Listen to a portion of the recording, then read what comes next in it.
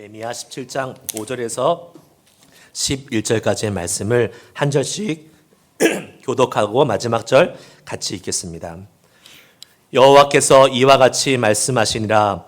무릇 사람이 믿으며 육신으로 그의 힘을 삼고 마음이 여호와께서 떠난 그 사람은 저주를 받을 것이라. 헐게나무 같아서 좋은 일이 오는 것을 보지 못하고 광야 강조한 곳 건건한 땅 사람이 살지 않는 땅에 살리라. 그러나 무릇 여호와를 의지하며 여호와를 의뢰하는 그 사람은 복을 받을 것이라. 그는 물가에 심어진 나무가 그 뿌리를 강변에 뻗치고 더위가 올지라도 두려워하지 아니하며 그 입이 청청하며 가무는 해에도 걱정이 없고 결실이 그치지 아니함 같으리라. 만물보다 거짓되고 심히 부패한 것은 마음이라. 누가 능히 이를 알리오마는 나 여호와는 심장을 살피며 폐부를 시험하고 각각 그 행위와 그 행실대로 보응하니. 다 같이 불의로 한 자는 자고새가 낳지 아니한 알을 품 같아서 그의 중년에 그것이 떠나겠고 마침내 어리석은 자가 되리라. 아멘. 아멘. 다시 한번 인사하겠습니다. 우리 좌우에 계신 분께 주님의 사랑으로 축복합니다. 축복합니다. 축복합니다. 잘 오셨습니다. 네. 제가 말씀 전하기 전에 오늘 아침에 있었던 일을 하나 나누고 시작하려고 합니다. 제가 오늘 평상시보다 일찍 일어났습니다. 그래서 저희가 9시에 여기 모이는데 제가 항상 보니까 저도 한 5분씩 항상 늦더라고요. 9시까지 오는 게 쉽지 않더라고요. 그래서 어디 늦으면 안 되겠다 해서 작정을 하고 일찍 일어났어요.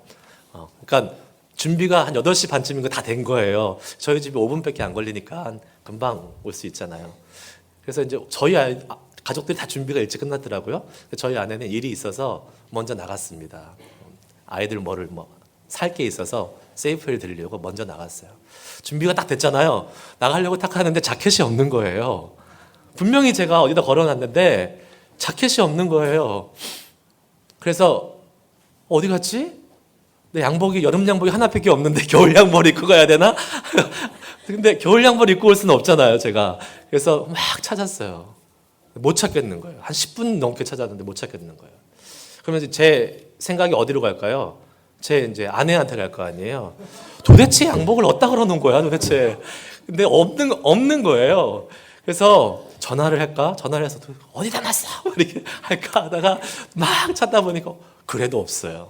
그래서 운전하고 가는 거 알았기 때문에 전화를 안 하고 제가 장롱을 이제 클로젯을 막 뒤졌습니다. 그랬더니 이 옷이 하나 딱 있는 거예요.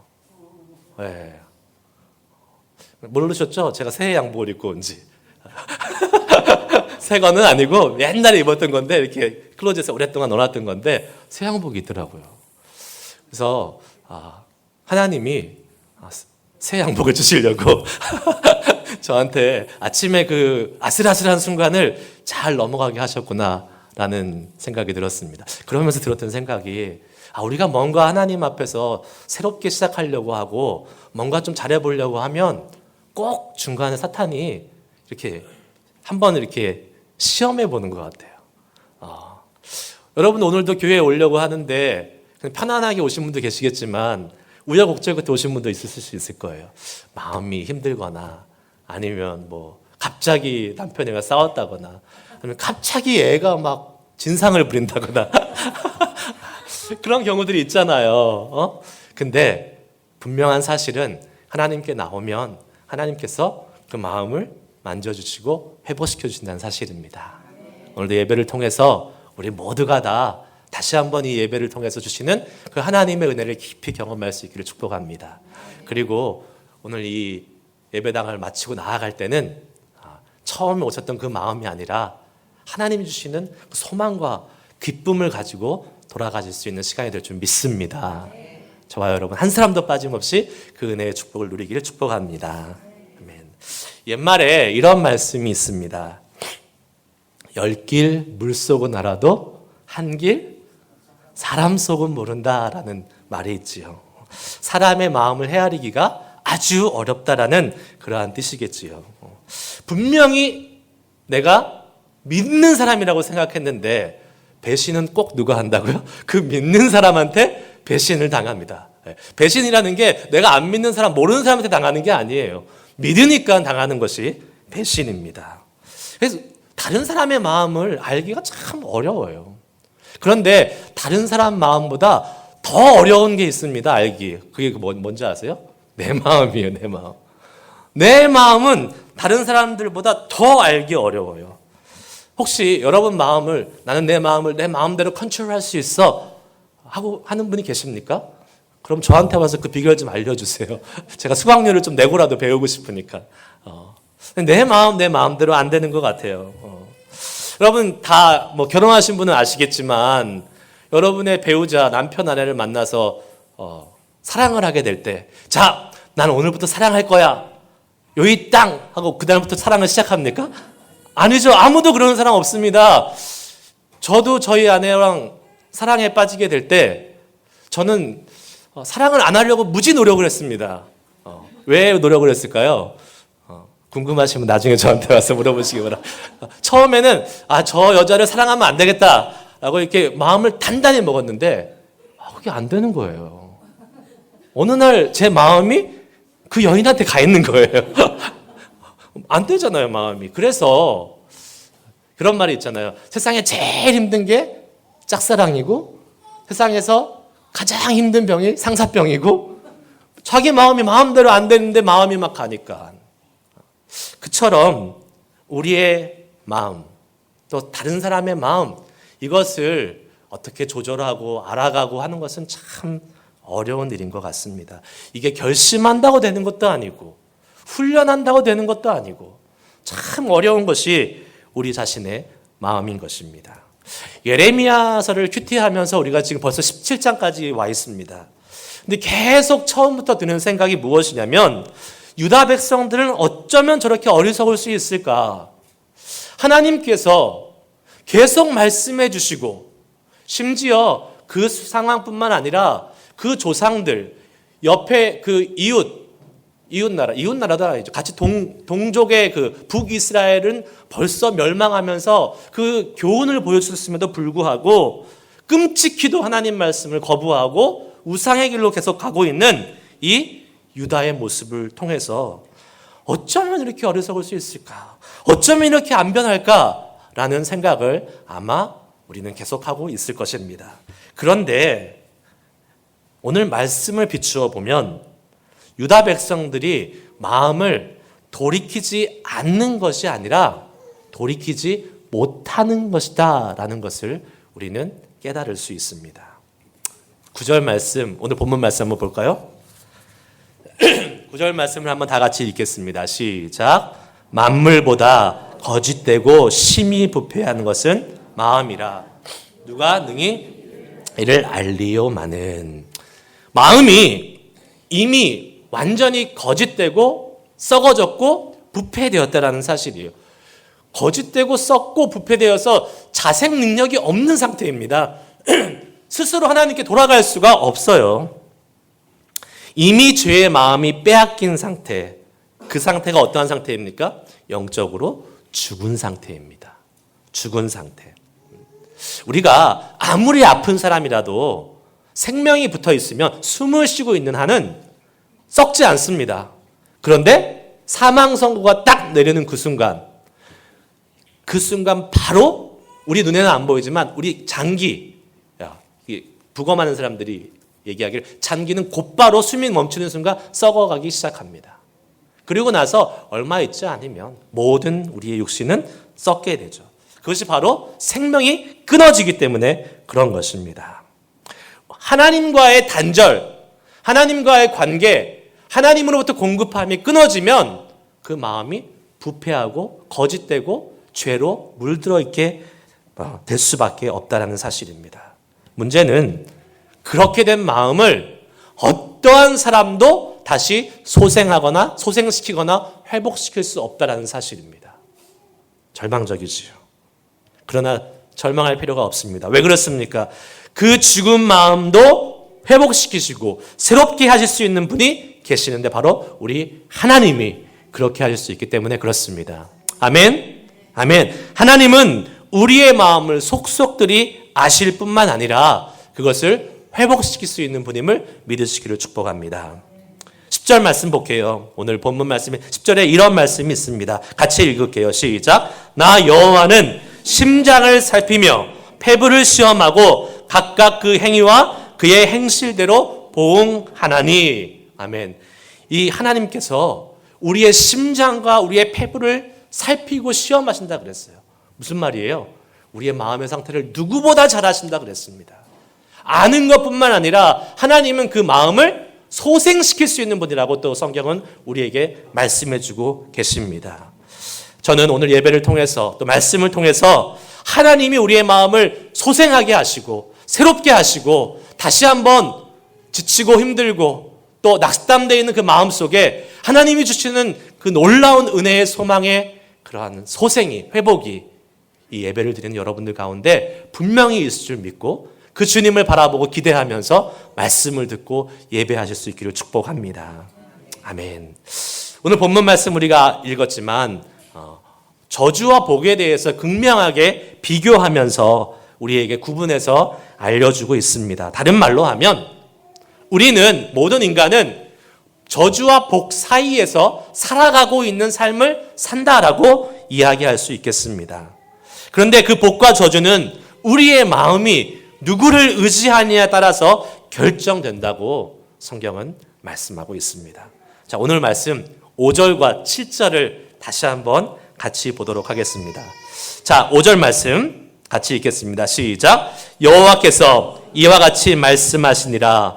무릇 사람이 믿으며 육신으로 그 힘을 삼고 마음이 여호와께서 떠난 그 사람은 저주를 받을 것이라. 7절 시작. 그러나 무릇 여호와를 의지하며 여호와를 의뢰하는 그 사람은 복을 받을 것이라. 아멘. 저주와 복이 우리의 마음이 누구를 의지하느냐에 따라 달려있다라고 말씀하고 있는 것이에요. 우리의 마음이 사람을 의지하고 육신을 의뢰하면 저주를 받을 것이고 우리의 마음이 하나님을 의뢰하고 하나님을 의지하면 복을 받을 것이다 라고 말씀해주고 있습니다.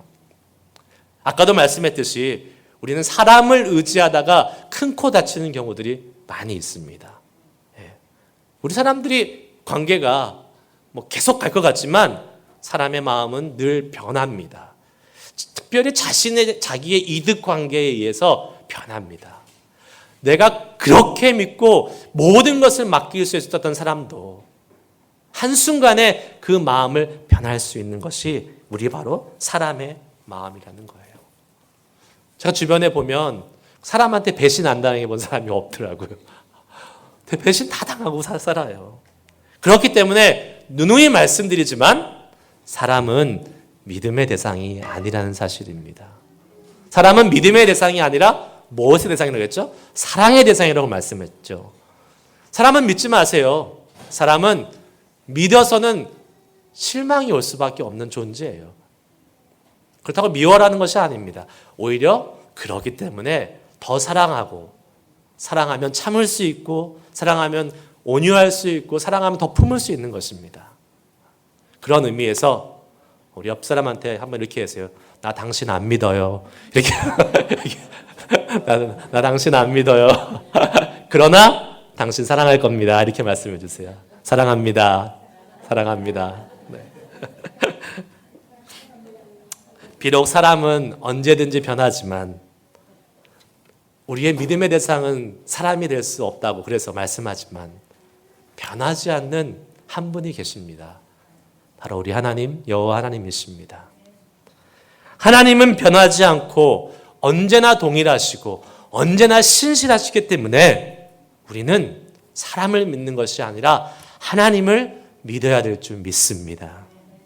말라기 3장 6절에 나 여호와는 변하지 아니하나니 그러므로 야곱의 자손들아 너희가 소멸되지 아니하느니라 라고 말씀해요. 나 여호와는 변하지 아니하나니 하나님의 말씀에 여호와는 절대로 변하지 않으신다. 우리는 변하지만 하나님은 언제나 태초부터 영원까지 동일하신 분, 신실하시게 우리의 약속을, 우리에게 그 약속하신 바를 이루시고 실천하시는 분임을 믿으시길 바랍니다. 변하지 않으신 여호와 하나님만 의지하고 믿고 나아갈 수 있는 우리 모두가 될 수 있기를 축복합니다. 그런데 그게 참 잘 안 돼요. 사람인지라 자꾸 눈에 안 보이는 하나님 대신에 눈에 보이는 사람을 의지하려고 하는 적이 얼마나 많은지 모릅니다. 간혹 교회에서 신앙생활을 하다 보면 기도 많이 하신 분들을 찾아가서 기도받기를 좋아하시는 분들이 있습니다. 그렇죠. 교회 권사님들이나 아니면 교회에서 막 계시면서 기도를 많이 해서 흔한 말로 영빨이 좋아 보이는 그런 권사님들이나 장로님들 있으면 함께 가서 기도를 받으려고 하는 분들이 계세요. 기도받는 것이 나쁘다는 것은 아닙니다. 함께 기도하는 건 좋은 것이죠. 서로의 기도의 제목을 나누고 중보하고 같이 함께 기도할 때 좋은 그 기도의 힘을 경험할 수 있습니다. 그런데 한 가지 부작용이 있습니다. 그렇게 같이 기도하는 기도의 동역자가 되는 것이 아니라 믿음이 연약하거나 불안하거나 힘든 사람이 가서 이 종속관계가 돼버릴 때가 문제가 됩니다. 기도를 많이 하는 분 앞에 그분 밑으로 들어가서 그분이 하는 말은 모든 것이 진리고 정답인 것처럼 여기게 되는 경우들이 종종 생기게 되는 것을 보게 됩니다. 그러면 그분에게 있어서 하나님은 기도해 주시는 그분이 되는 거예요. 목사도 마찬가지입니다. 목사는 하나님의 말씀을 잘 전하고 또 말씀을 잘 양육하고 인도하면서 가르치면서 성도들이 하나님을 잘 믿을 수 있도록 돕는 역할을 하는 것이 목사입니다. 목사가 만약에 믿음의 대상이 된다면, 목사를 신뢰하고 목사를 믿게 된다면 그 목사는 교회를 사임하고 목회를 그만두는 것이 훨씬 낫습니다. 왜요? 우리의 믿음의 대상은 목사도 아니요, 기도 많이 하는 사람도 아니요, 오직 하나님 한 분이 되어야 되기 때문에 그렇습니다. 저는 목회를 오래 하고 싶습니다. 저를 믿지 마시기 바랍니다. 오래 하고 싶어요. 너무 저를 믿으셔가지고 하나님이 이 넘치는 교회 성도들이 나보다 김정호 목사를 더 믿네 이렇게 해가지고 저 목회를 그만두게 할 수도 있잖아요.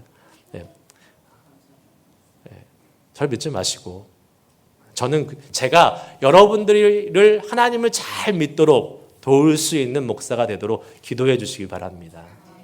그런 목사로 계속해서 사역하고 주님의 교회를 섬기고 나가고 싶습니다. 사람이 사람을 믿고 의지하는 사람들을 본문 말씀에 뭐라고 기록하냐면 6절 말씀에는 사막에 뭐 같다고요? 떨기나무 같다라고 말씀하고 있어요. 반면에 하나님을 의지하고 여호와 하나님을 의뢰하는 사람은 뭐라고 말씀하고 있습니까? 물가에 심겨진 나무다라고 말씀하고 있습니다.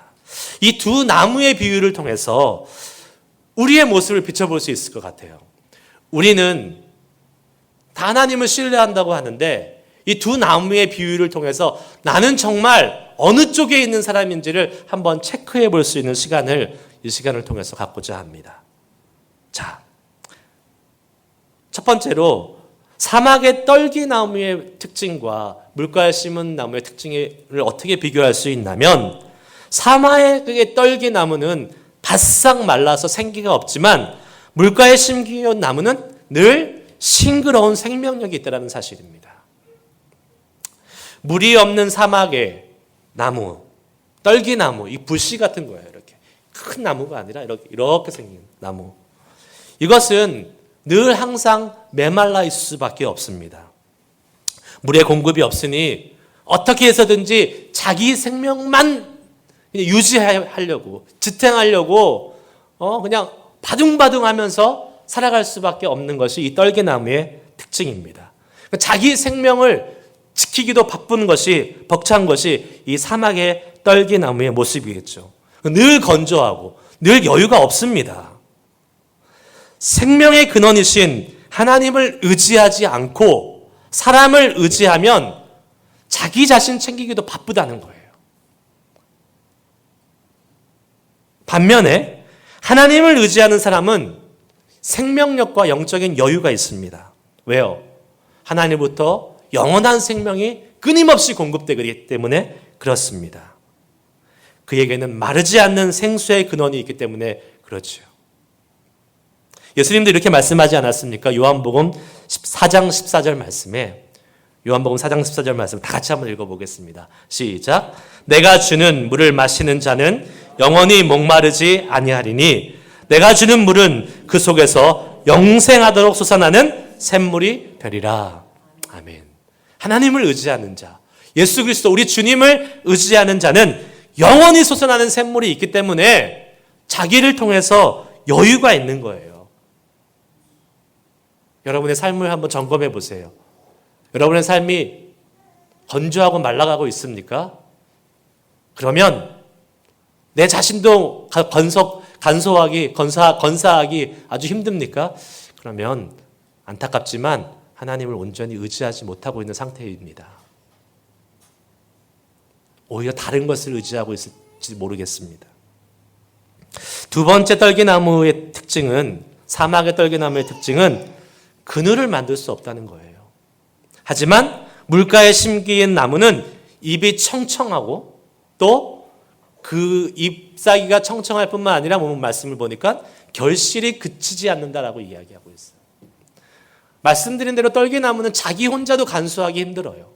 그러나 물가에 심기운 나무는 하나님이 주시는 공급함이 있기 때문에 풍성한 잎사귀를 통해서 그늘을 만들고 열매를 베풀어 주면서 다른 사람에게 유익이 되는 삶을 산다라는 사실입니다.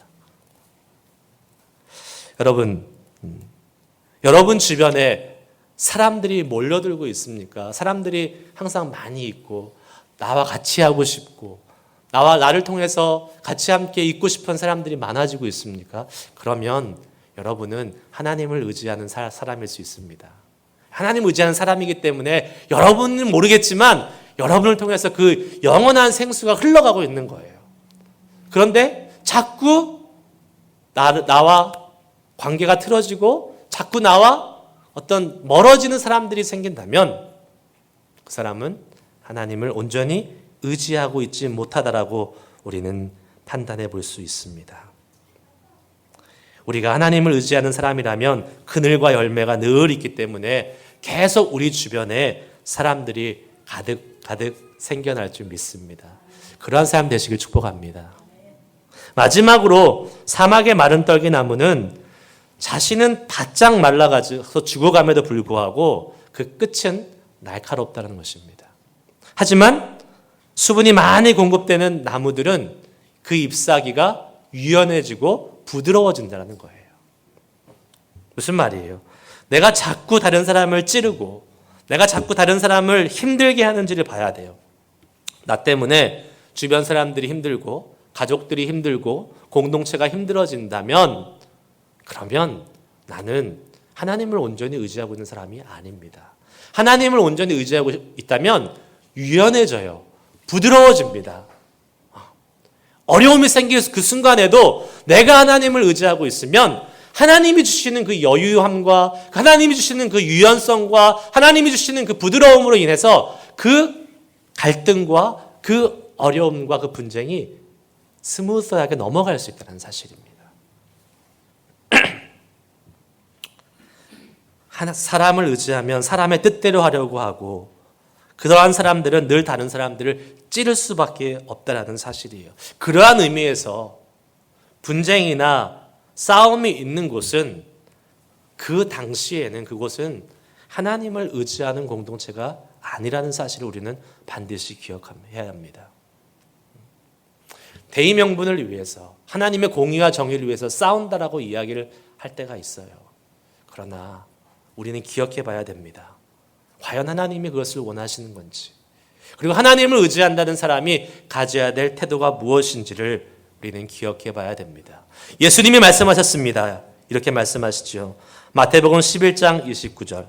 나는 마음이 온유하고 겸손하니 나의 멍에를 메고 내게 배우라. 아멘.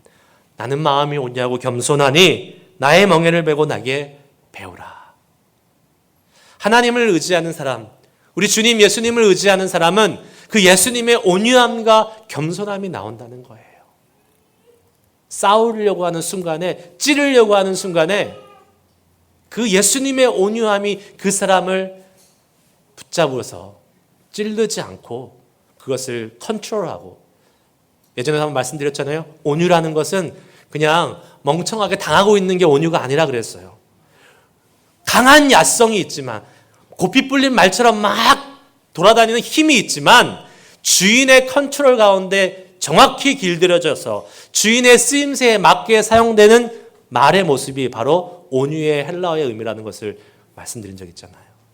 바로 그러한 모습, 그렇게 컨트롤되고 그렇게 절제된 모습을 통해서 공동체를 함께 세워갈 수 있는 사람, 그러한 유연성, 그러한 탄력성을 갖고 있는 사람이 바로 하나님을 의지하는 물가에 심겨진 나무와 같다는 사람임을 우리는 다시 한번 기억하고 그러한 모습을 소망하며 나아갈 수 있기를 축복합니다. 우리는 사람과 육신을 믿고 의지하는 사람입니까? 아니면 하나님을 의지하는 사람입니까? 만일 지금 말씀드린 이런 떨기나무의 특징들이 우리 가운데 보인다면 우리가 이 시간 정말로 다시 한번 경계하고 다시 한번 경각심을 갖고 주님 앞에 그것을 가지고 나아가야 될 것입니다. 그런데 우리가 종종 이 문제를 대수롭지 않게 생각하고 넘어갈 때가 있습니다. 예를 들면 이렇게 생각할 수 있어요.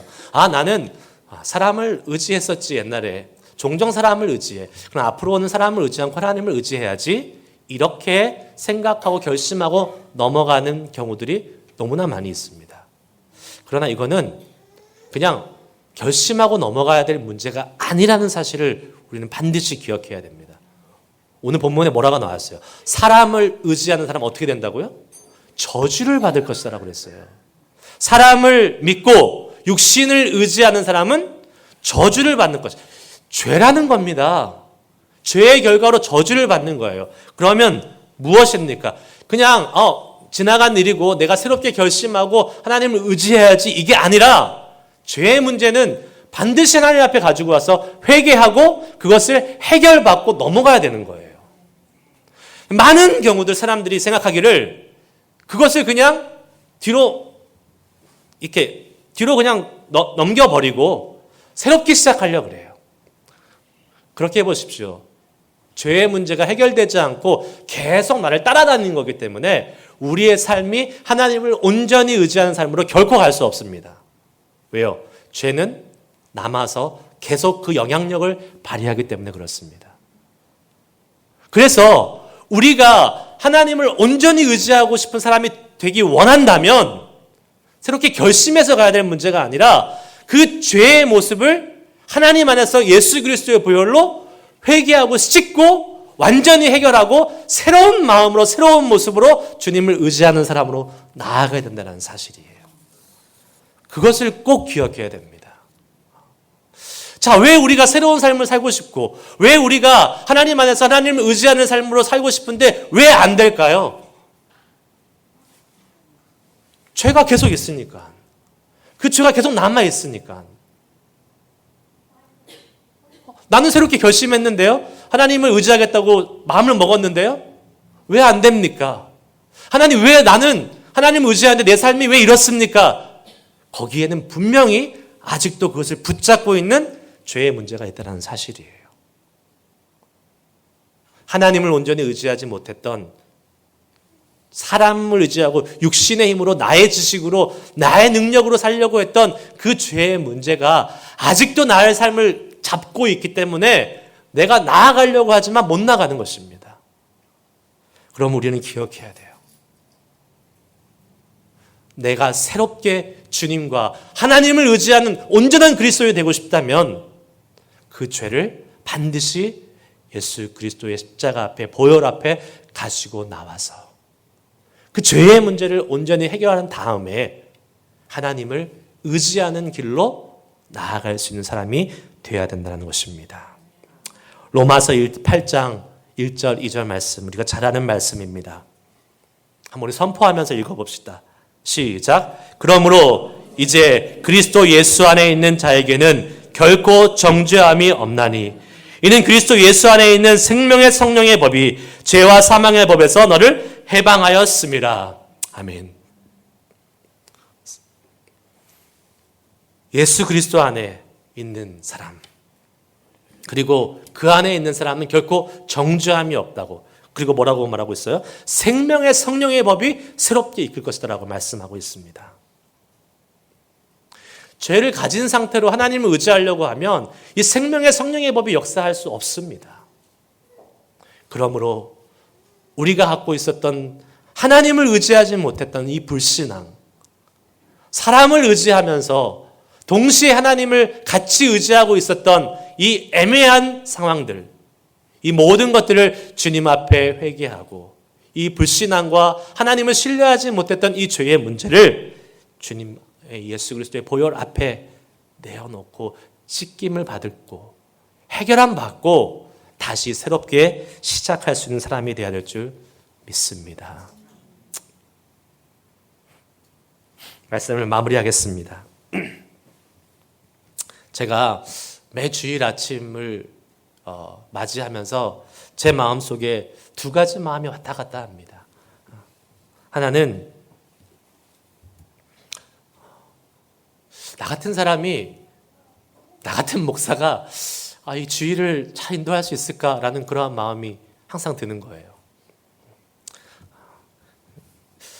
제가 그 주일 아침 오기 전까지도 이 설교문을 가지고, 설교는 보통 목요일 금요일쯤에 이렇게 다 마무리하는데 항상 준비가 안 된 것 같은 찜찜한 마음으로 계속 있는 거예요. 그래서 이 말씀을 나눌 수 있을까라는 그러한 불안한 마음이 계속 드는 거예요. 저를 보면 그런 거예요. 저를 의지하면. 나 같은 목사가, 나 같은 사람이 내가 이렇게 준비한 허접한 이 말씀이 이게 과연 전해질 가치가 있는 것인가라는 그러한 생각이 계속 들어요. 그런데 동시에 어떤 생각이 드냐면 그래, 그래도 하나님을 의지하자. 내가 하는 것이 아니라 하나님이 하시는 거니까. 비록 부족하지만 그 나름대로 최선을 다했으니까 이제는 하나님이 알아서 하시기를 맡기고 예배에 나아가자 하는 그런 마음이 있어요. 여러분은 어떠실지 모르겠지만 말씀을 듣는 여러분들은 뭐 어떨 때는 좋기도 하고 어떨 때는 뭐 왜 저러냐 할 때도 있겠지만 말씀을 전하고 나면 물론 항상 부족함이 느끼지만 그래도 감사함이 있습니다. 하나님 오늘도 함께 해주시면 하여 감사합니다. 그리고 예배 드리고 나면 하나님이 그 불안한 마음 또 어떻게 보면 정말 어쩔지 모르는 그러한 저의 마음을 이 예배를 마치고 나면 하나님께서 그 하나님의 놀라운 사랑과 은혜로 가득 채워주시는 것을 경험합니다. 소망하기를 여러분도 그러한 은혜를 예배를 통해서 경험할 수 있길 축복합니다. 왜요? 하나님을 의지하면 내 마음대로 되지 않은 나의 마음 하나님께서 주장해 주십니다. 하나님을 의지할 수 있도록 더 만들어 주십니다. 그러한 그 주님의 신실하심을 우리가 함께 기억하고 경험하고 주님을 향해서 나아갈 수 있기를 축복합니다. 마지막 한 절 말씀 읽겠습니다. 시편 69편 32절 말씀에 이런 말씀이 있어요. 하나님을 찾는 너희들아 너희 마음을 소생하게 할지어다. 하나님을 찾는 너희들아 너희 마음을 소생하게 할지어다. 우리 하나님을 찾으면 하나님께서 우리의 마음을 소생시키신다고 말씀하십니다. 오늘도 여러분 주님 앞에 나오실 때에 어떠한 마음으로 오셨는지 모르겠어요. 그냥 불안한 마음을 갖고 오신 분도 있을 거고 드라이 돼서 그냥 메마르고 건조한 상태로 오신 분도 있을지도 모르겠어요. 그러나 분명한 한 가지 사실이 있습니다. 우리가 하나님을 찾으면 하나님을 의지하면 우리의 마음을 회복시켜 주십니다. 하나님 쪽으로 이끌어 주십니다. 하나님을 의지할 수 있도록 더 힘주십니다. 하나님, 우리의 삶도 물가에 심기운 나무와 같은 삶이 되기를 소망합니다.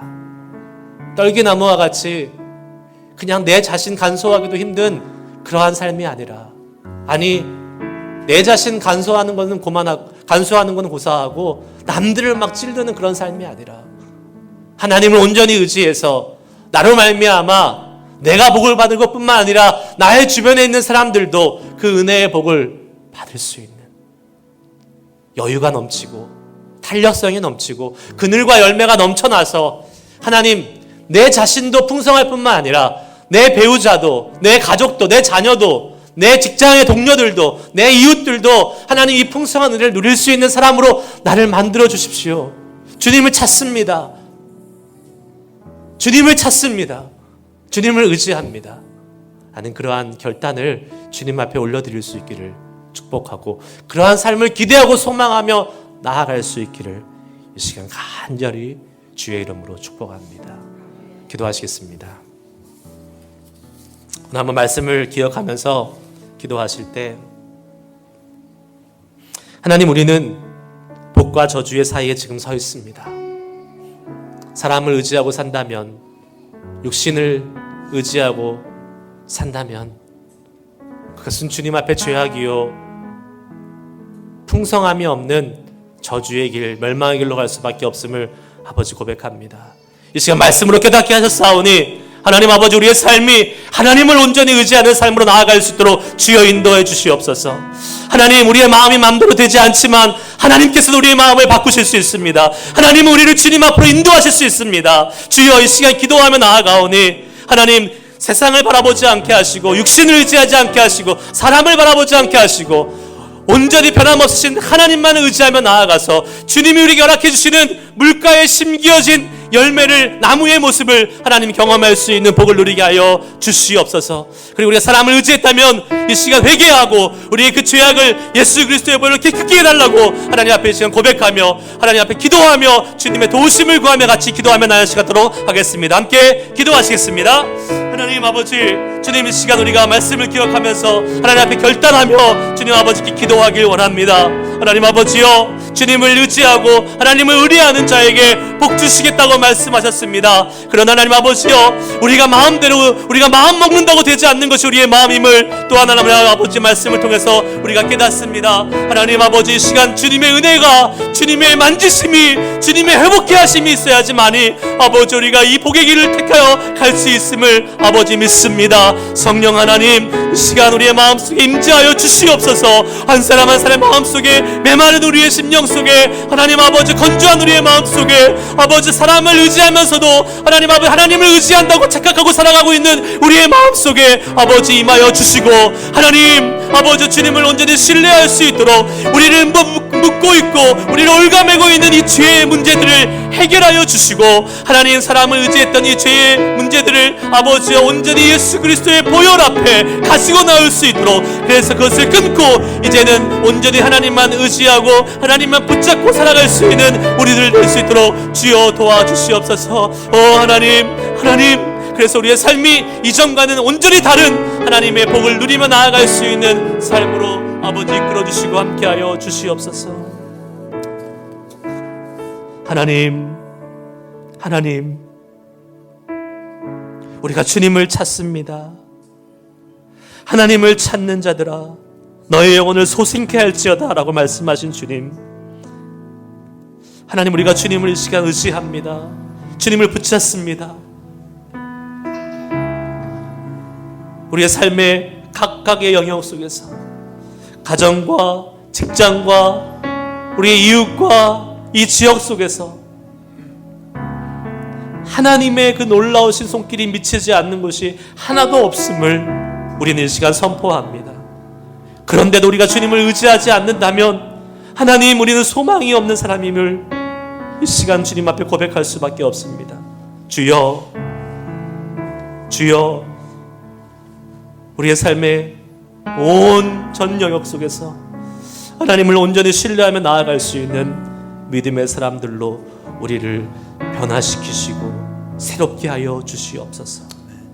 그래서 복과 저주의 길에서 살아갈 때에 하나님 말씀하신 것처럼 복의 길을 택하며 또 우리의 마음을 주님이 그렇게 인도하시기를 기대하고 기도하며 하나님의 은혜를 누리며 살아갈 수 있는 믿음의 백성들 되도록 주여 함께하여 주시옵소서. 하나님 감사합니다. 오늘도 예배를 통해서 은혜 주신 주님을 찬양합니다. 주님이 은혜가 식지 않게 하시고 우리 일주일의 삶 속에 계속해서 흘러 넘치도록 주여 역사하여 주시옵소서. 예수님의 이름으로 감사하며 기도드리옵나이다. 아멘. 다 같이 일어나셔서 우리가 정말로 주님을 온전히 의지합니다. 주님을 신뢰합니다. 그런 고백을 마지막으로 주님께 드리고 헌금을 위해서 기도하고 축도하고 마치겠습니다. 나의 영혼이 잠잠히 주님만을 바라고 주님만을 의지합니다.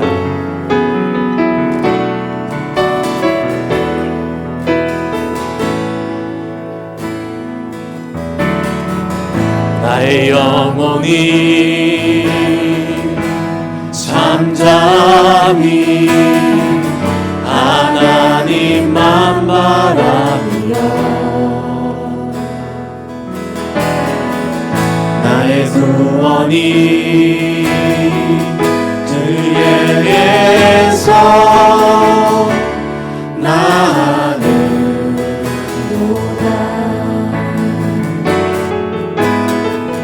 나의 영혼이여 잠잠히 하나님만 바라라. 나의 소망이 저에게서 나는도다.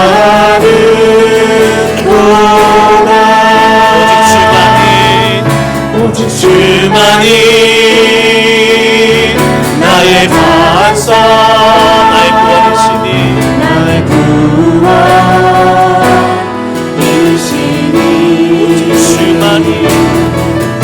오직 주만이 나의 산성 내가 요동치 아니하리. 오직 주만이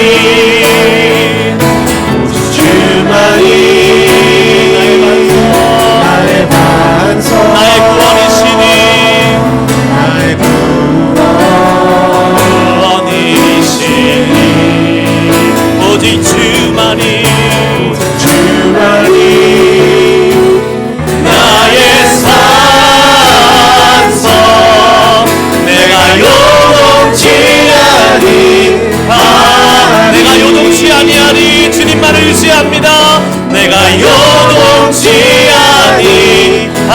내가 요동치 아니하리. 내가 요동치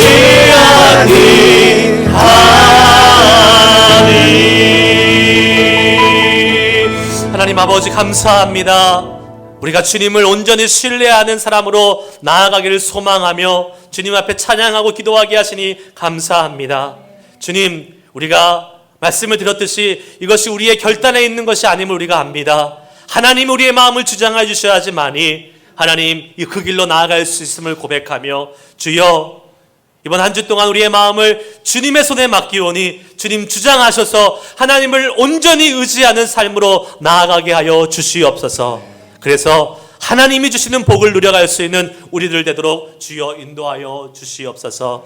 하나님께 귀한 예물, 물질 주님 앞에 바칩니다. 주여 하나님이 받으시는 아름답고 향기로운 제물 되게 하여 주시옵소서. 주여 행여나 거짓되고 부정한 것이 없게 하여 주시고 오로지 하나님을 향한 순수한 우리의 마음, 주님을 향한 우리의 간절한 마음을 담아서 감사의 고백, 기쁨의 아버지여 이 예물이 될 수 있도록 주님 역사하여 주시옵소서. 한 사람도 인색하지 않게 하여 주시고 하나님 주님이 주시는 차고 넘치는 풍성한 은혜로 주님께 드릴 때에 하나님은 우리에게 오히려 우리가 드린 것보다 더 많은 것으로 축복해 주시는 놀라운 주님의 복을 누릴 수 있는 우리 넘치는 교회 되도록 주여 역사하여 주시옵소서. 오 하나님 감사합니다. 주님 우리의 예배와 우리의 물질과 또 우리의 모든 것을 삶을 받으시는 주님을 찬양합니다. 이제는 우리 주 예수 그리스도의 은혜와 하나님 아버지의 크신 사랑하심과 성령님의 감화 감동 충만 위로 교통하심이 복과 저주의 사이에서 우리의 마음을 온전히 하나님께 드려 하나님의 복을 누리기를 소망하는 넘치는 교회 식구들 위해 이제로부터 영원까지 함께 하시기를 예수 그리스도의 이름으로 간절히 축원하옵나이다. 아멘.